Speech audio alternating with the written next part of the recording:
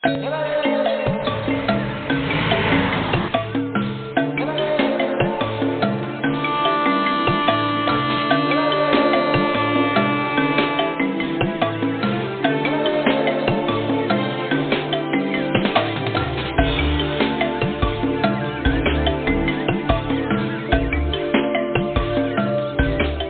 Vegetable Oil Development Project of the Ministry of Agriculture, Animal Industry and Fisheries is promoting the cultivation of oil palm in Kalangala and elsewhere. Uganda's investment in oil palm is expected to stimulate economic activity worth $1 billion due to the anticipated multiplier effect. Project in Kalangala has been extremely successful for the smallholder farmer because of a number of attributes. First, getting planting materials, free quota planting materials, that assures their market. Therefore, farmers have had everything to benefit. Government had specific interest in oil palm in 1972 under the then called National Research Council. That is the body that sponsored the introduction of oil palm with the purpose of producing palm oil for both home consumption and also provide foreign exchange so that it could save the money that we're spending in buying palm oil. So the major introduction of oil palm in Uganda was 1972.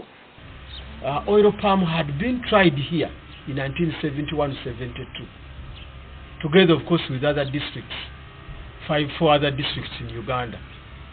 And some farmers here had received some planting materials when they were making the trial down there at a village called Kalangala. And when I looked at what the farmers were doing, they were adding value to the oil palm, and they were making some money, and they were employing themselves. So I interacted with them, I made a study with them, and finally concluded and visioned that oil palm project would be the most feasible enterprise that was suitable for this place and for Uganda. Uganda has a variety of commercial crops, but government still invested in oil palm in Kalangala. Dr. Patrick Wetala, an oil palm researcher, tells us why. Oil palm is a crop that produces the largest amount of oil per hectare. It produces in the region of 4 to 5 tons, and we are now reaching probably 6 tons per hectare of palm oil per year. If you compare it with a crop like soybean, produces less than 1 ton per hectare per year. Oil palm requires over 1,500 millimeters of rain per year, a minimum temperature of 17 to 18, and a maximum of 29 to 30 degrees Celsius. Kalangala's climate is therefore suitable for oil palm. Kalangala, it enjoys 1,800 millimeters of rainfall. So Kalangala, in terms of rainfall, would have better yields. The decision to grow oil palm in Kalangala was based on findings of research trials that started in 1972. The first trial was mainly looking at the possibility or the performance of oil palm in these areas. The person specifically who was in charge of this was a man called Matov.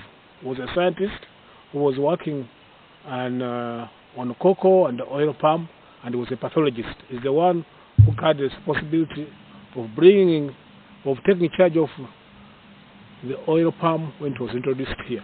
78-year-old Sebastian Matovu, who now resides in Masoli off Gayaza Road, headed the research team that made commercial oil palm production a reality today. We we grew a number of seedlings and decided to find out suitable places in various places in the country. We selected varieties at Kawanda Research Station. There were supposed to be 5-acre pieces of trials. Started one at Kituza, one at Kalangala, one at Nakabango in Busoga, and one in Windibujo. We came up with the maturity of these oil palms. They would start bearing 3 to 4 years. We were working together with Kibirige Sebunya, Zerubbabel Nyira, Aloysius Cheyune, Sendaji, Sam Mukasa, who was head of Kawanda Research Station. At the time when this oil palm was introduced, Dr. Kibirige was an active scientist in Kituza. Having worked as a researcher on oil palm, he also, as a minister, I would say he took a lead in negotiations with the investors who eventually invested in oil palm.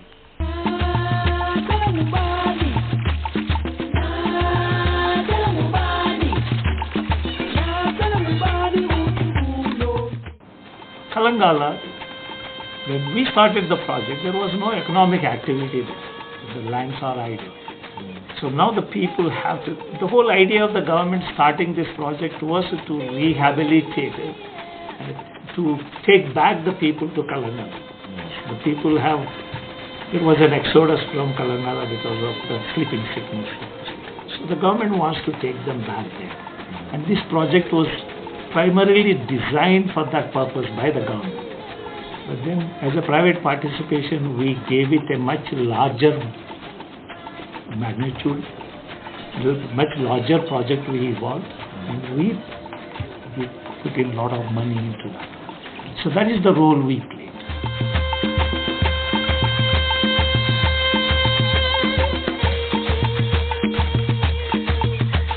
Without that, the results of research, no one could have taken the risk of growing oil palm without any formal data. Our leaders requested that oil palm be grown in Kalangala first. We were trained and told that oil palm will lift us out of poverty. They organized us into groups and brought extension workers to help us. And whoever practiced what they taught us is like me today.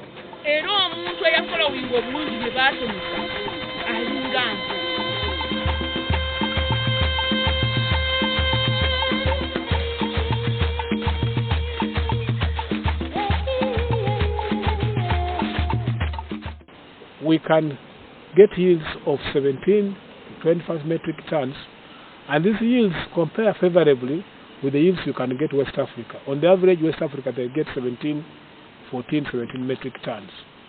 In Asia, you can get 20 to 30 tons.